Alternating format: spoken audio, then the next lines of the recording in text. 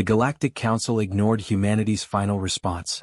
Then communications across the sector went dark. The signal arrived at 3:42 Universal Time Coordinated on a Tuesday. Not with fanfare. Not with the celestial grandeur that decades of science fiction had promised humanity. It came the way most world-altering things do, quietly, encoded in a frequency band that the Deep Space Array at Goldstone had been passively monitoring for 11 years without a single anomalous return. Dr. Una Park was on her third coffee when the algorithm flagged it. She almost dismissed it as atmospheric interference. The waveform was too regular, too mathematically deliberate for natural origin, but that was exactly what made her pause. She cross-referenced it against 3 independent arrays. Parks in Australia confirmed it within 40 minutes. The Karoo array in South Africa confirmed it 9 minutes after that. The signal was real, directional, and it was pointed, not at Earth generally, but at the specific coordinates of the International Deep Space Relay Network, as if whoever was sending it already knew exactly where humanity listened. The translation took 16 days. Not because the signal was complex. Because the team couldn't accept what it said. This sector is under jurisdiction of the concordance of aligned species. Your civilization has been assessed. The assessment is complete. You are not eligible for recognized status.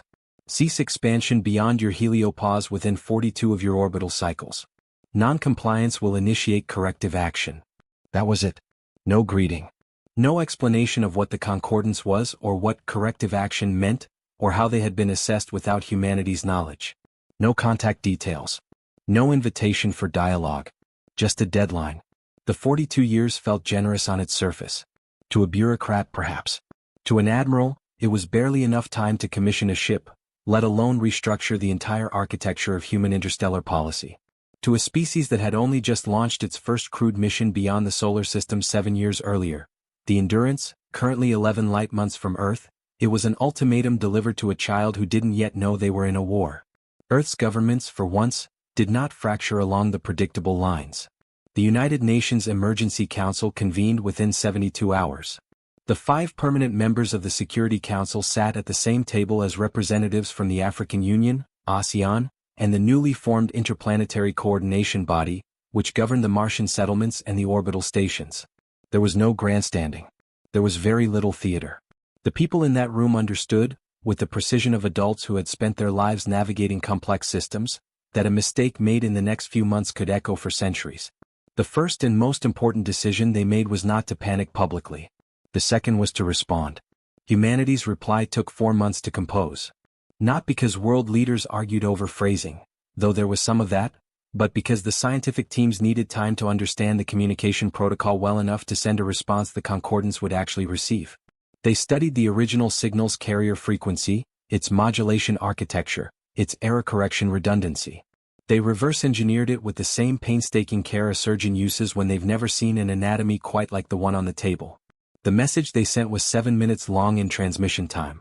In content, it was deliberately measured, a formal acknowledgement of the concordance's communication, a statement of humanity's peaceful intentions, a request for clarification on the assessment criteria, and a respectful but firm assertion that any decision affecting humanity's future belonged properly to humanity. They waited. 18 months passed.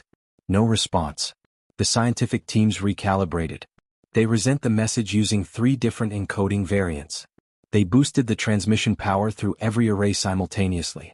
They sent versions in 17 different mathematical languages. They tried narrow beam and broad spectrum. They tried everything short of physically going out there themselves. Nothing. It was Commander Lena Vasquez, then heading the newly formed Xenolinguistics and First Contact Preparedness Division, who finally said what everyone in the room had been thinking.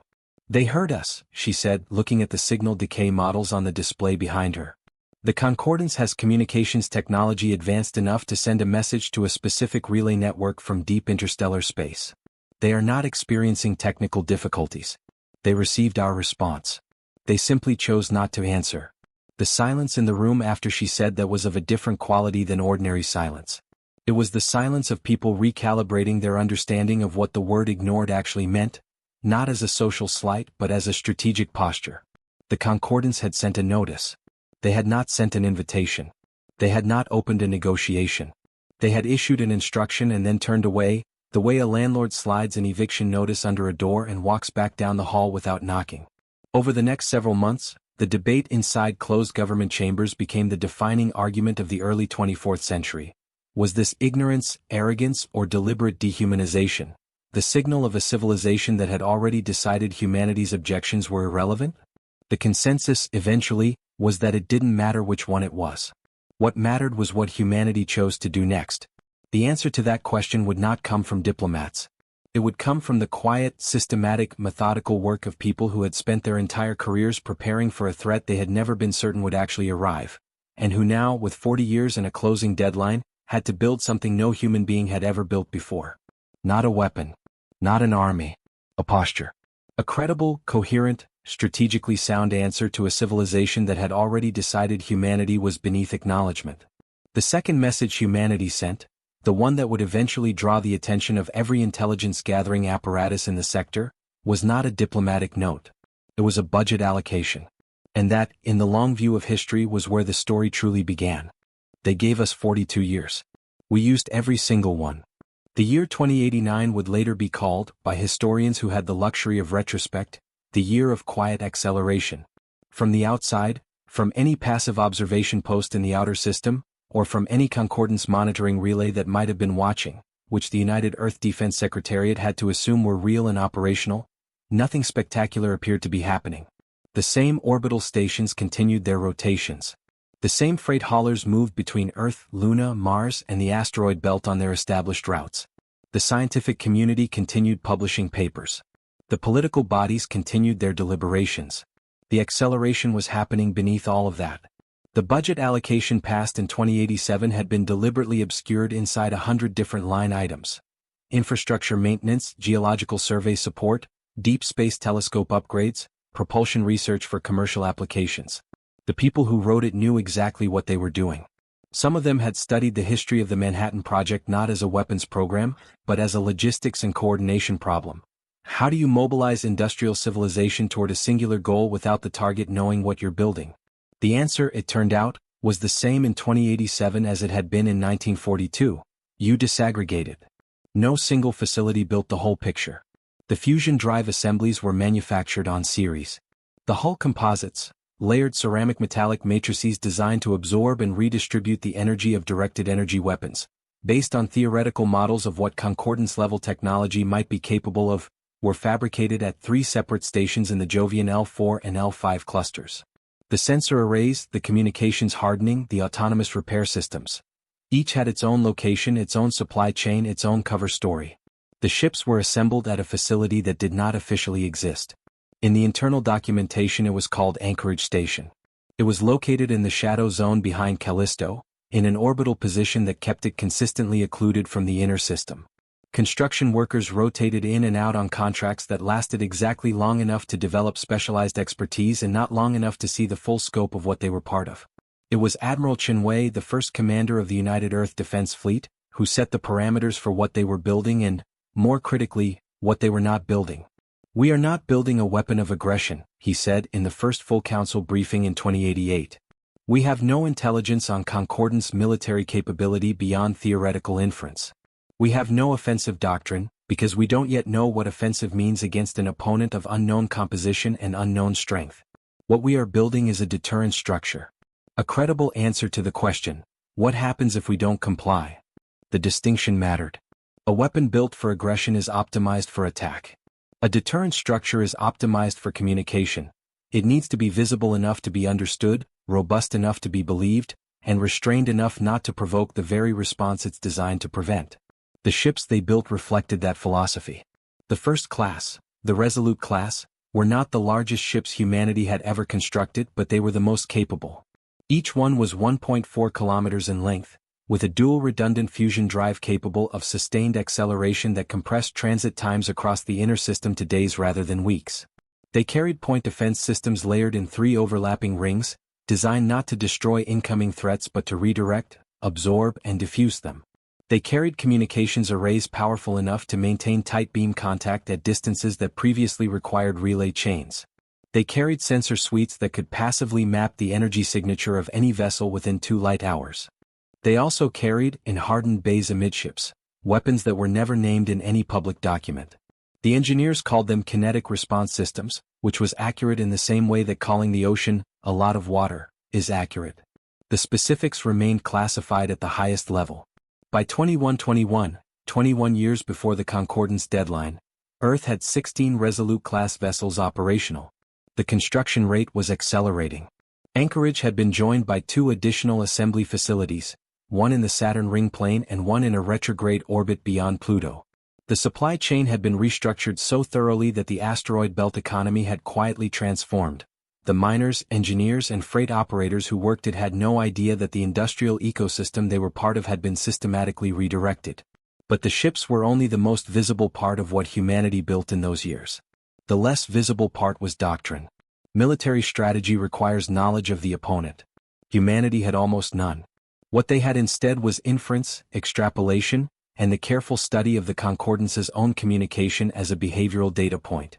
The way the message had been structured, its assumptions, its framing, its complete absence of any invitation for dialogue, told the strategic analysts something important. The Concordance did not expect negotiation. They expected compliance or they expected silence. They had probably encountered both before, many times from many species. The procedure was almost certainly standardized. Issue the notice, allow the timeline to pass, observe the outcome. A species that complied was assessed as manageable. A species that went silent presumably complied or collapsed on its own. A species that responded aggressively, that sent warships out to meet them before the deadline, was probably categorized as a threat requiring preemptive resolution. The strategic analysis team identified what they believed was a fourth category the Concordance had not accounted for. A species that neither complied, nor went silent, nor acted aggressively, but instead built, quietly and systematically, a defensive posture so comprehensive that engaging them would be costly in ways that couldn't be easily predicted. This was the theory. Whether the theory was correct would not be known for another 2 decades. The second thing humanity built in those years was something harder to quantify: institutional knowledge of how to sustain a civilization under pressure without fracturing it. The political agreements that held together the Defense Secretariat survived 7 changes of government in the major powers, 3 serious economic crises, a pandemic that reshaped the Martian colony's governance structure entirely, and the philosophical crisis that erupted in 2119 when a leaked internal document revealed the full scope of the defense program to the public for the first time. The public response was not what the pessimists had predicted. There was anger, yes. There were protests about secrecy and democratic accountability. There were long and difficult hearings. But underneath the anger was something older and more durable: the recognition, shared across cultures and continents, that the people who had been quietly building in the dark had been doing it for everyone. The arguments about method gave way, over time, to the argument about what to do next. And what came next was the hardest decision of the entire program.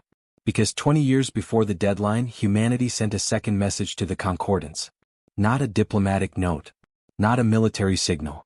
A precise, mathematically encoded broadcast of every ship they had built, every orbital installation, every crew complement, a complete and accurate picture of Earth's defensive capability, transmitted on the same frequency the Concordance had used. Not a threat. A statement of fact. We received your message. We have prepared our response. We are ready to discuss the terms of our future relationship at any time you choose. The Concordance did not respond. And the clock continued to tick. When the clock hit 0, the sector was already watching. The deadline fell on a March morning local Earth time. By any reasonable measure, the day looked ordinary from the outside. The orbital stations continued their routines. The freight lanes were busy. On the surface, city lights moved through their daily patterns, billions of people going about lives that were simultaneously mundane and historically singular, because they lived on the only planet in the sector that had been given a deadline by an interstellar authority and had spent 40 years deciding exactly how to answer it. Inside the United Earth Defense Command Center, buried 400 meters beneath the Swiss plateau in a facility designed to survive everything short of a direct impactor, Admiral Yosef Nakamura sat at the head of a table with 23 other people and looked at a real-time display of the solar system. Every Resolute-class vessel was positioned. 29 of them now, arranged not in an aggressive perimeter but in a layered defensive geometry that covered the primary approach vectors from the galactic plane, the directions from which, according to signal triangulation, the Concordance's original message had originated. The positioning had been calculated over months by a team that included naval strategists, physicists, and game theorists with a core principle: the arrangement needed to communicate defensive intent clearly, while making it tactically expensive to ignore. The outer system monitoring networks were active. Every passive sensor on every installation beyond the asteroid belt was logging data at maximum resolution. If anything crossed the heliopause, if any vessel or probe or signal entered human-claimed space, they would know about it within minutes of detection at the nearest relay. Nothing had crossed yet. That was, in its own way, the most nerve-inducing variable. Not the silence of the past 40 years, that had become familiar, even useful, because it had given humanity time to build. This silence was different. This was the silence of a moment that had arrived. The deadline passed at 11:17 Universal Time Coordinated. No alarms. No signals. No new transmission from the concordance. The room did not relax. "We are now past the declared compliance window," said Dr. Selin Iden, the senior xenolinguistics advisor, without inflection. The concordance assessment was that we would either comply or fail to comply within 42 orbital cycles. We have failed to comply. How they choose to interpret that, and on what timeline they will respond, is still unknown. "The last passive survey from the heliopause monitoring chain was 40 minutes ago," said the Fleet Operations Officer, Commander Diaz. "Nothing anomalous." "Which means nothing we can detect," said Nakamura. "Correct. That was the honest limit of everything humanity knew. Their sensor technology was sophisticated, but it was their own technology, developed against the baseline of natural phenomena and the theoretical signatures of propulsion systems based on physics they understood. The concordance had demonstrated, merely by sending that first signal, that they possessed communications capability beyond anything humanity had built. Their ships, if ships were the right concept, might operate on principles that made them invisible to every sensor array in the outer system. This was not defeatism. It was the disciplined acknowledgement of what the intelligence picture actually showed. Nakamura had been in military service for 31 years. He had commanded vessels in contested orbital environments during the resource disputes of the 2090s. He had spent the last 12 years of his career inside the Defense Secretariat, building doctrine for a confrontation he hoped would never require doctrine. He had thought, many times, about what the first hours after the deadline would feel like. What he had not anticipated was that they would feel so quiet. The first 72 hours passed in a state of controlled, comprehensive readiness. Every ship remained on station. Every sensor remained active. The early warning network functioned without a single false positive. The diplomatic communications team broadcast a formal, measured update of humanity's position on the same concordance frequency every 12 hours, acknowledging that the deadline had passed, restating that humanity was prepared for dialogue, and reiterating that the defensive posture was exactly that, defensive. On the 71st hour, something changed. Not at the heliopause. Not in the outer system. The change was detected by the long baseline interferometry network that humanity had been quietly deploying for 15 years across a dozen receiver points scattered from Mercury's orbit to the Kuiper belt, an instrument so sensitive that it could resolve the angular diameter of a stellar photosphere at 50 light-years. What it detected was not a ship. It was a structured electromagnetic emission from a source approximately 40 light-days from the Sun, in a direction consistent with the triangulated origin of the original concordance message. The emission lasted 11 seconds. It was not directed at Earth. Its target bearing was approximately 20 degrees off the solar system's position. "It's talking to something," said the signals analyst, her voice careful. "Whatever emitted that is communicating with a second source. The return signal," she paused, working the calculation. "We won't receive the return for another 40 days if the second source is in our direction. But the emission itself matches the spectral signature of the original concordance transmission." "How far is 40 light-days?" asked one of the council members. "About 3 times the distance to the heliopause," said Nakamura. "Within what we'd consider the outer boundary of the solar neighborhood. Close in interstellar terms. They have assets already in our neighborhood," said Iden. She didn't phrase it as a question. "Almost certainly," said Nakamura. "The question is what they're doing with them." In the room, the quiet recalibrated again. It had been the quiet of waiting. Now it became the quiet of a different kind of assessment, the recognition that the situation had geometry, and that the geometry was more complex than the simple bilateral picture of humanity facing the concordance that had organized the past 4 decades. The concordance wasn't just watching Earth. They were coordinating. The question no one could answer yet was, coordinating what? An enforcement action? An observation network? A decision-making process that required consultation across multiple distributed intelligence nodes? The signal alone didn't answer that. What it answered was simpler and, in its simplicity, more useful. The Concordance was paying attention. They had noticed that the deadline had passed. And they were now doing something about it. Nakamura looked at the fleet positions on the display, at the layered geometry his people had spent years calculating, at the 29 ships holding station in the dark with their crews at readiness protocols. Human beings, ordinary in almost every way except for what they had been asked to hold steady through, sitting in the dark beyond the orbit of Jupiter and waiting. Maintain all positions, he said. No escalation in emission profile. Continue passive monitoring. And get me a direct line to the full council. We need to decide on humanity's third message. The third message they all knew was the one that would matter most. Not because of what it said. Because of what it followed. The Concordance had ignored the first response. They had been silent through the second. They were now demonstrably active again, which meant they were listening. And humanity, for the first time in 40 years, had their full attention. They expected compliance. They found something else entirely. The Concordance vessel emerged from a transit point at the edge of the heliopause without warning. Not without prior signal. Their approach had been tracked for 9 days by the outer monitoring network, a gravitational wave perturbation that the heliopause array had initially logged as an anomalous reading before the pattern became too consistent to dismiss. 9 days was enough time for every Resolute-class vessel to be at full readiness. It was not enough time for anyone to sleep easily. The ship was large. That was the first thing the sensor returns established with any confidence, and even then large was a word that required recalibration.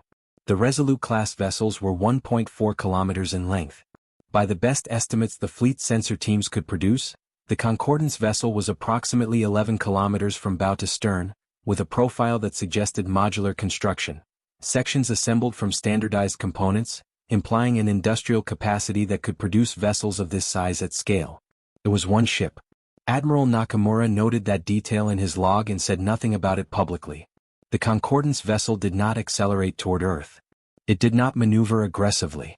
It crossed the heliopause and then stopped, as precisely as anything that size could stop, at a position that placed it approximately 180 astronomical units from the Sun. Within the outer system. Beyond Neptune. A location that was, by any reasonable geometric interpretation, a deliberate choice. Far enough to not be immediately threatening, close enough to be unambiguously present. Then it waited. The strategic analysis team had gamed this scenario. They had gamed dozens of scenarios, but this one, a single large vessel in a holding position, no stated demands, no hostile action, simply present, was one they had spent significant time on. The conclusion they had reached, which Nakamura had accepted, was that a single vessel in a holding position was a communication in itself. It was saying, "We are here, we are watching, we have not yet decided what to do." That was, compared to some of the other scenarios they had gamed, a workable situation. Nakamura authorized the third message.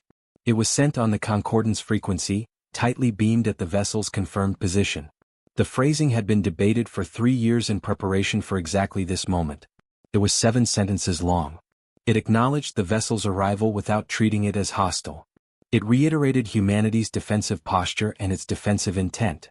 It extended a formal invitation to communicate through any channel the Concordance chose. And it included, this was the part the diplomatic team had argued longest about, and the part the military advisors had eventually supported, a precise statement of the defensive fleet's composition and positioning. Not as a threat. As a factual briefing. A gesture of transparency. We know you can see them. We know you know they're there. We are not pretending they don't exist. We are being honest about what we've built and why. The Concordance vessel did not respond immediately. It sat at $180 for 11 days. The crew of the Resolute-class ships held their stations. The sensor teams logged every emission from the Concordance vessel, which were few and tightly controlled, suggesting either exceptional communications discipline or technology that operated below humanity's detection thresholds. The diplomatic team drafted and revised potential responses to responses that hadn't come yet. The council briefed and was briefed and waited. On day 12, the Concordance vessel responded. Not with a transmission. With a movement. It accelerated, smoothly with no observable propulsion exhaust, a detail that the propulsion engineers flagged immediately and flagged again, toward the inner system. Not at attack velocity. At a speed that, by the transit time it implied, suggested an intended destination near the orbit of Saturn. "They're coming closer," said Commander Diaz at the operations table. "They're coming to look," said Iden. Those two interpretations were not mutually exclusive. The Resolute-class ships at the outer positions maintained their stations. The inner positions, 8 ships positioned between the asteroid belt and the Jovian system, adjusted their geometry as planned, opening a clear corridor while maintaining their layered coverage of the inner system approaches. The adjustment had been programmed years before. The ships moved with the kind of precision that comes from extensive simulation, and from the understanding that unpredictable or jerky movement in the presence of an unknown contact was a form of communication the humans didn't want to send. The Concordance vessel took 6 days to reach Saturn's orbital radius. It slowed there and again took up a holding position. And this time, after 14 hours, it broadcast. The signal was short. The translation took 3 days. It was not what anyone had expected. Your species has been assessed as non-compliant, the message began, that much matched the original. But what followed was new. Non-compliance has previously resulted in one of 3 outcomes: submission, conflict, or extinction. Your current configuration does not match the pattern of any of these outcomes. Your defensive structure is noted. Your communications have been received and analyzed. A formal assessment review has been requested through Concordance channels. Pending that review, this vessel will maintain observation status. No corrective action is currently authorized. Nakamura read the translation 3 times. Then he read the specific phrase that had given the entire analysis team pause. Does not match the pattern of any of these outcomes. In 40 years of preparation, across hundreds of scenario analyses and thousands of hours of strategic modeling, no one had specifically calculated for the possibility that humanity's posture would be genuinely novel to the Concordance. Not as a threat. Not as compliance. Not as the predictable failure of a smaller civilization facing an existential pressure it couldn't handle. Something they hadn't catalogued before. Something that required a review. How long does a formal assessment review take? Asked one of the council members. Unknown, said Aiden. But the phrasing implies an institutional process. There's a body that decides. That body hasn't decided yet. Which means, said Nakamura slowly, that we are in a window. Not a window of danger. A window of something rarer and more fragile. A window of evaluation. The Concordance, for the first time in this entire encounter, was uncertain. They had arrived at the edge of the solar system expecting one of 3 familiar outcomes. They had found, instead, a species that had spent 4 decades quietly building an answer to a question it hadn't been asked to answer. That answer wasn't perfect. It wasn't invulnerable. It wasn't, by any objective military assessment, capable of defeating an 11-kilometer vessel of unknown capability in open engagement. But it wasn't nothing. And apparently, for an organization that had learned to predict the behavior of civilizations at scale, something that wasn't nothing, something that didn't fit the pattern, was worth pausing for. Nakamura drafted the 4th message himself. It was 2 sentences. We are prepared to discuss the terms of formal recognition and mutual agreement at any time the Concordance review process reaches a decision. We will be here. We will be here. He read it back to himself twice. Then he cleared it for transmission. Inside the Concordance, what humanity's defiance looked like from the other side.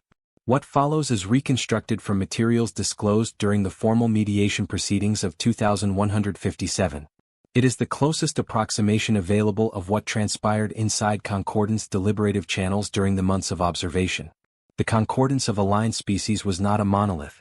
That was the first thing humanity's analysts had gotten wrong, and it was an understandable error. The original message had been terse, authoritative, and structurally identical to how monolithic institutions communicate, from the top, unilaterally, without consultation. What the analysts couldn't have known was that the terseness was not evidence of unified will. It was evidence of procedural automation. The initial contact message, the one humanity had received 42 years earlier, was a template. It had been sent to 11 other species in recorded Concordance history, each time through the same standardized assessment process. An automated survey node identified a civilization crossing a threshold of technological activity. The template message was dispatched. The timeline initiated. The node logged the outcome. In 10 of the 11 prior cases, the outcome had been logged within the first decade. In 3 cases, the species had complied, restructured their expansion protocols, and applied for formal recognition, a process that took, on average, another century. In 4 cases, the species had been silent, either genuinely unaware of how to respond, or in one notable case, choosing silence as a cultural statement that was subsequently interpreted as non-compliance. In 3 cases there had been conflict. No species had ever done what humanity had done, formally responded, openly structured a defense, disclosed that defense voluntarily, and then, this was the detail that had triggered the formal review, held that defensive posture in disciplined stillness for 4 decades without initiating a single aggressive act. The observation vessel's commanding intelligence, a distributed system rather than a single commander, which was standard concordance operational protocol, had flagged the situation as anomalous and requested review because its own pattern-matching architecture had returned what amounted to an error message. No historical precedent found. The Concordance Council was 31 members drawn from 12 aligned species. They operated across multiple star systems with communication delays that made human international relations look like a text message exchange. Convening a formal review was itself a months-long process. What the Council saw when they reviewed the full record of humanity's 40-year response was a compressed case study in a behavior they had theories about but limited empirical examples of: strategic patience under existential pressure. Species under existential pressure, in the Concordance's historical data, typically did one of two things. They accelerated, throwing everything into an immediate response that was emotionally coherent but strategically costly, or they froze, entering institutional paralysis that prevented any meaningful action until the deadline had passed. A handful had attempted negotiation, but negotiation in the face of a non-negotiating authority was, in effect, a form of stalling. Humanity had done something structurally different. They had identified the constraint: limited time, unknown opponent capability, no established communication channel, and had worked around all three simultaneously. They had expanded their capabilities without triggering a surveillance threshold. They had maintained political cohesion across 4 decades of democratic governance, something several council members found genuinely difficult to process, given that most of their member species' histories included significant political fragmentation under far lesser pressures. They had communicated precisely and without excess. 4 messages in 42 years, each calibrated to convey information without provoking, to be honest without being aggressive. Councillor Vethorin, representing the Mohari, one of the eldest species in the Concordance, with a recorded history that preceded humanity's by 11,000 years, made an observation that the formal record notes was followed by an extended silence in the chamber. "We have been assessing civilizations for a very long time," said Vethorin, in the deliberative language the Council used for matters of collective significance. "Our assessments are based on patterns. The pattern here is new. Not because this species is individually exceptional in any technical sense. Their physics are familiar, their engineering is derivative of principles we developed long ago, their military systems are competent but not remarkable. What is new is the coherence of their response. They were given an impossible situation and they made something careful out of it. That is not a characteristic we have been weighing appropriately in our assessment criteria." The observation prompted a secondary review, not of humanity but of the Concordance's own assessment methodology. Meanwhile, the observation vessel at Saturn's orbital radius continued its quiet vigil. The crew of humanity's fleet continued to hold their stations. And the communications analysts on Earth detected, during this period, something that they initially couldn't categorize: a series of structured signal exchanges occurring beyond the heliopause, directionally consistent with deep concordance space. Not directed at the solar system. Traffic within the Concordance's own internal network. They couldn't decode it. But they could observe its volume and frequency, and what that data told them was that conversations were happening, that the assessment review was active, and that it involved more parties than a single observation vessel. Humanity was being discussed. Not as a threat. Not as a compliance case. As an open question. It was Dr. Iden who drew the comparison that would later become widely quoted. "For the first time in this entire encounter," she wrote in her internal brief to the Council, "we are not the ones being assessed. They are assessing themselves. They walked into this expecting to apply a procedure. We gave them a situation that requires judgment instead of procedure. That is a form of leverage. We should be careful with it, but we should not be unaware that we have it." Careful was exactly the right word. Because the observation vessel's presence also told a different story, visible to anyone who was looking honestly at the strategic picture. An 11-kilometer ship, technology that exceeded humanity's by an order of magnitude in every measurable dimension, positioned comfortably within the outer solar system with no opposition capable of removing it. The deterrence posture humanity had built was real and it was credible enough to complicate the Concordance's standard procedural response, but it was not a guarantee of safety. It was a statement. And the Concordance, to its credit, was reading the statement. The review concluded after 7 months. What the Council decided, and what that decision meant for the 24th century and beyond, arrived in the form of a transmission so different in character from the original 42-year-old template that the linguists who first received it asked for 3 independent verification passes before they believed it was real. It began with a word the original message had not contained. That word was, greetings. Then, without warning, communications across the sector went dark. The transmission began warmly. It ended differently. The full message humanity received after the 7-month review was longer than anything the Concordance had previously sent.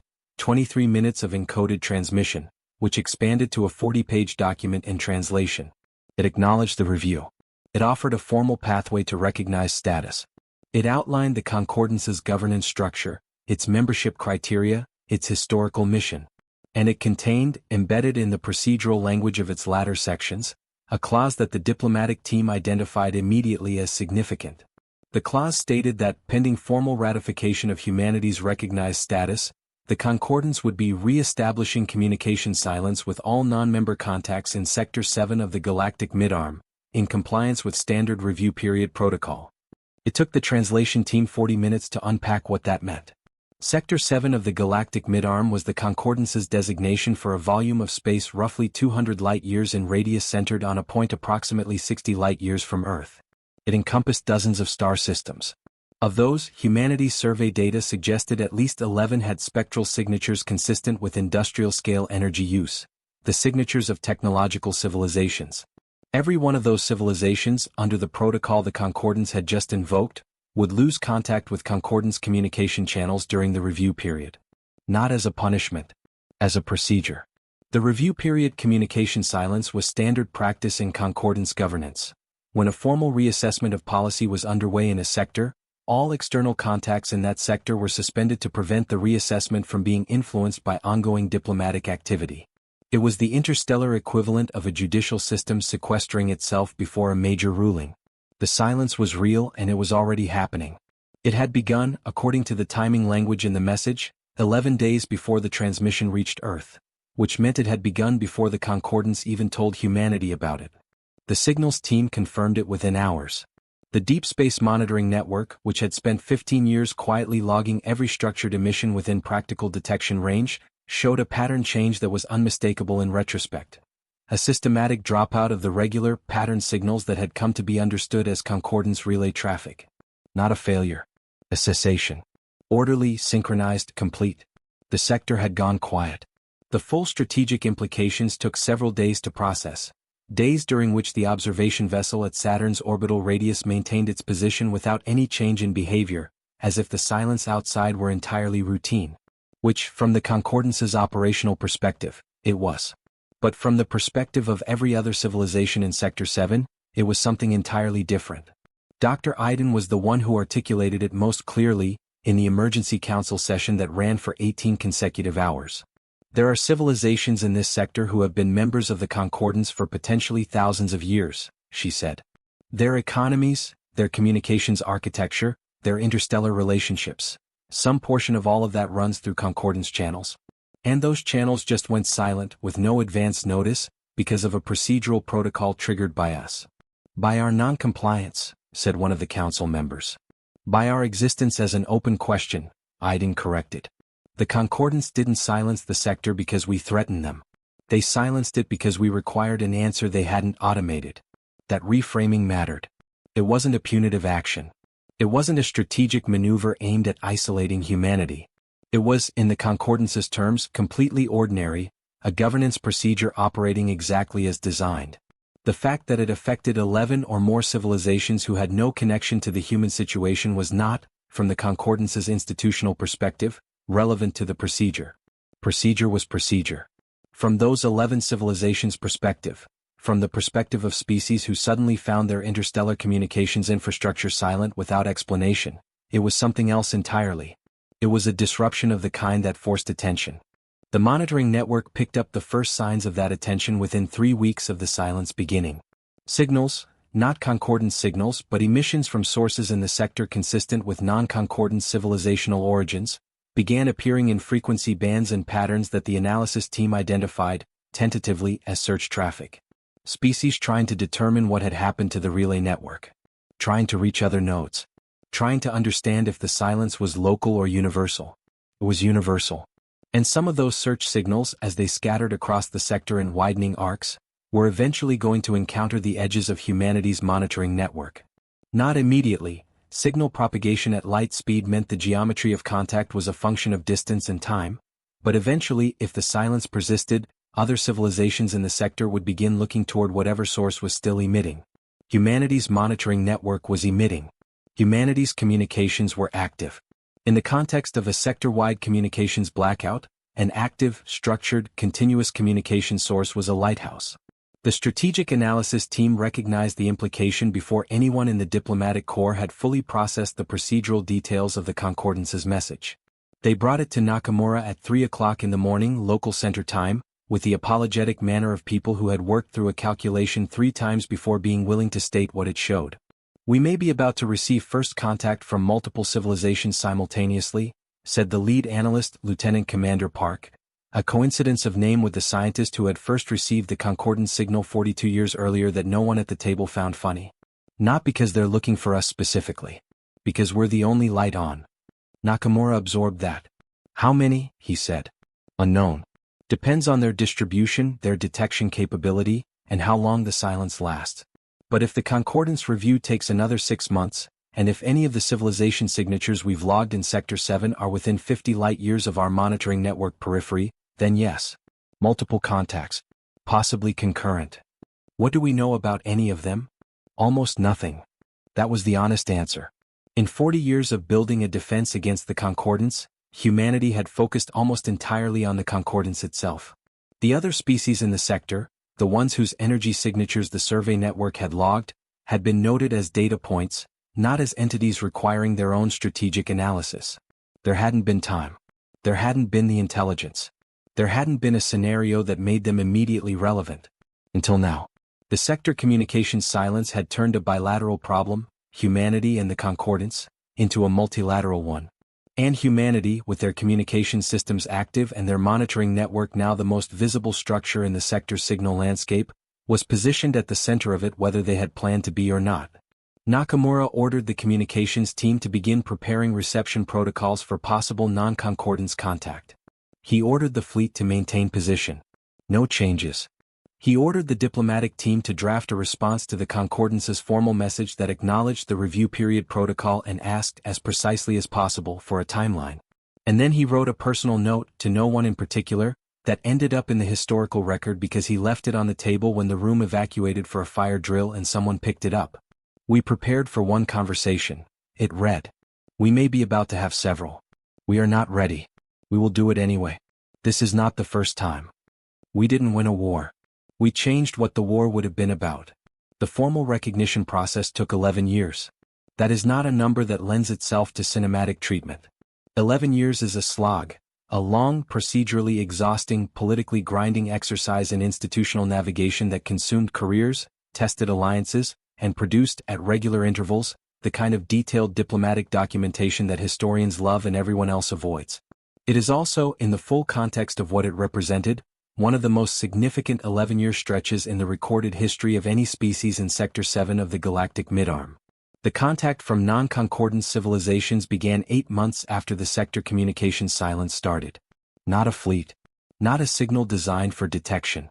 A narrow-beam query, almost tentative from a direction the survey network had long flagged as a source of anomalous industrial emissions, a star system approximately 34 light-years distant, which the survey teams had internally designated Source Echo, and which turned out to be home to a species the Concordance had catalogued under a name that translated, imprecisely, as the Kethanu. The Kethanu had been Concordance members for approximately 800 years. They had not been aware, until the silence, how much of their interstellar communication infrastructure had quietly become Concordance-dependent. The silence had not damaged their internal systems. Those ran on independent local networks, but it had severed their contact with 7 other civilizations they conducted regular diplomatic and commercial exchange with, and it had done so without explanation. They were not angry. They were methodical. They had begun a systematic scan of their communication environment, looking for any active signal source that might indicate either a concordance relay had stayed online or something else was transmitting. They found humanity's monitoring network periphery. The first query was cautious. a structured mathematical sequence that asked, essentially, "Are you deliberate?" The communications team had a response protocol ready, because they had predicted this scenario. The response was simple: "Yes, and we are listening." What followed was 12 months of careful, patient, mutually cautious exchange, the kind of first contact that scientists had spent centuries theorizing about and that turned out, in practice, to be less like meeting a stranger and more like two people in a very large dark room slowly realizing they're not alone and deciding, one small step at a time, that this is probably fine. The Kethanu were not the only contact that period produced. Over the following 3 years, as the silence persisted and as humanity's communications became progressively better understood as an active, stable and non-hostile source, 4 additional civilizations made contact. Each with their own character, their own history with the Concordance, their own relationship to the sector's political landscape, and their own assessment of what humanity represented in it. None of them had expected humanity to be what it was. The Concordance's communication blackouts were not unprecedented. The review period silence protocol was old institutional policy, well known to long-standing members. What was unprecedented was the specific trigger for this one. The formal review of assessment methodology, which the Concordance had initiated because of humanity's anomalous response, had been the subject of considerable discussion among member species long before the silence began. The question of how the Concordance assessed and contacted developing civilizations was not a new controversy. It was an old one, periodically raised and periodically shelved, because the cost of revisiting it was high and the procedural inertia was powerful. Humanity's 42-year response had made it impossible to shelve again. This was not because humanity had demanded anything. It was because the formal review record was, by Concordance procedural rules, accessible to all member species once it was complete, and the record documented, in clinical institutional language, that the assessment methodology had produced an encounter it was not equipped to handle. That was not a statement about humanity. It was a statement about the methodology. But statements about methodology have consequences in institutions where methodology is the foundation of authority. The other civilizations in the sector noticed. The Kethanu representative who eventually participated in the formal recognition proceedings, when asked by a human diplomat what her species' reaction had been to the full review record, said something that the diplomatic team spent a considerable amount of time analyzing. "We have been compliant members for 8 centuries, she said. "We have assumed, because compliance was the path of least friction, that compliance was also the path of best outcome. You showed us that the Concordance's procedures have a category for something other than compliance. That category existed before you. You made it visible." The formal recognition proceedings for humanity were unusual in Concordance history for several reasons.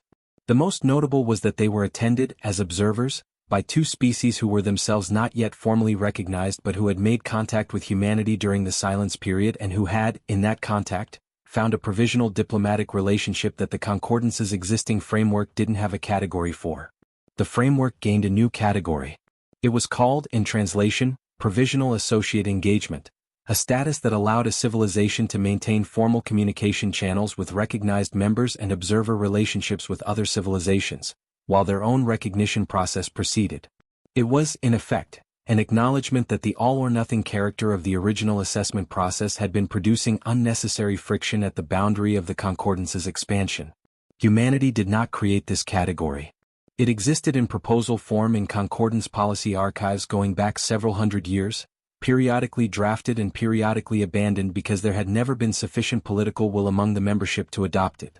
What humanity had done, inadvertently as a consequence of triggering the formal review, was create the conditions in which that political will finally coalesced.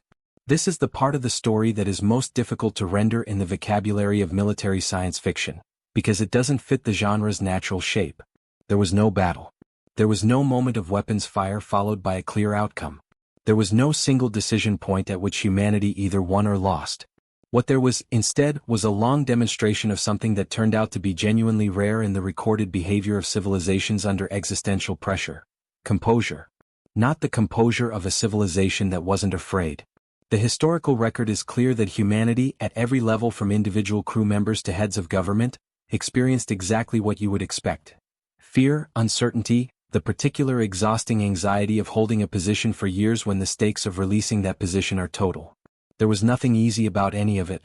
The composure was the result of choosing, consistently, over 4 decades, to act on analysis rather than impulse. To speak precisely rather than loudly. To build for the long term rather than for the immediate. To hold the defensive line rather than test the offensive option. To send 4 calibrated messages rather than 100 desperate ones.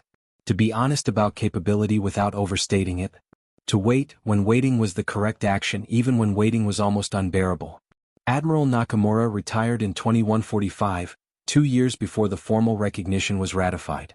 In the memoir he wrote in the years afterward, a spare, plainly worded document that read nothing like the heroic narrative the publishing market had wanted, he included a passage that became the most quoted section of a book that was otherwise studiously unglamorous. The question people ask most often is whether we were brave, he wrote. I think they're asking the wrong thing. Brave is a description of how something feels from the inside. What matters when you're trying to do something as specific and as high stakes as survive with your dignity intact, is not how it feels. It's whether your actions are defensible. Whether what you build is real. Whether what you say is true. Whether you are, in the end, the thing you claimed to be when the conversation started. We said we were prepared to discuss the future. We had actually prepared. We said we intended no aggression. We had actually not acted aggressively. We said we were ready to be here for however long it took. We were actually still here. Everything else, he concluded, followed from that. The communications across Sector 7 came back online 18 months after the silence began, as the formal review concluded and the procedural protocols were lifted. The relay network reactivated in sequence, star system by star system, the signal of a very old institution returning to its normal operating state. The difference was that the normal operating state when it came back had a new member at the table. One that hadn't been there before. One that had been told 42 years earlier that it wasn't eligible. And that had spent those 42 years quietly, systematically, and without drama, demonstrating that eligibility was the wrong question.